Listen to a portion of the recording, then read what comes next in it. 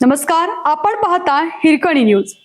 Hirkani news प्रत्येक क्षण ताज्या घडामोडी आणि महत्त्वाच्या प्रत्येक बातमीसाठी नेहमी तत्पर. शिवसेनेचे तानाजी पाटील यांचा अर्ज दाखल. सांगली सातारा स्थानिक स्वराज्य संस्था विधान परिषद निवडणुकीसाठी शिवसेनेचे नेते जिल्हा बँकेचे संचालक तानाजी पाटील यांनी शनिवारी उमेदवारी अर्ज दाखल केला. या निवडणुकीसाठी आतापर्यंत दाखल झालेला हा एकमेव अर्ज आहे.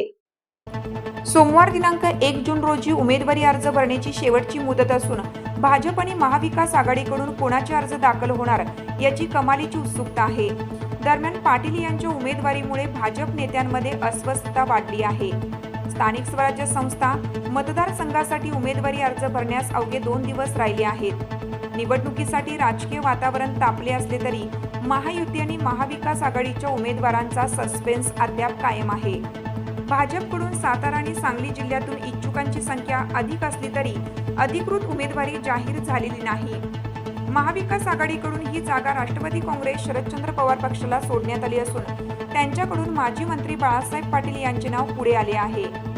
मात्र भाजपची भूमिका जाहीर होण्याआधीच बंडखोरीचा पवित्रा घेत शिवसेनेचे तानाजी पाटील यांनी अर्ज दाखल केला. त्यामुळे महाविकास आघाडी स्वतंत्र उमेदवार देणार की सेनेला साथ देणार याकडे राजकीय वर्तुळाचं लक्ष लागलं आहे. येथील जिल्हाधिकारी कार्यालयात निवडणूक निर्णय अधिकारी डॉक्टर मैनाक घोष यांच्याकडे तानाजी पाटील राहणार क्रांतिसिंह नगर पुजारवाडी आटपाडी तालुका आटपाडी यांनी उमेदवारी अर्ज दाखल केला.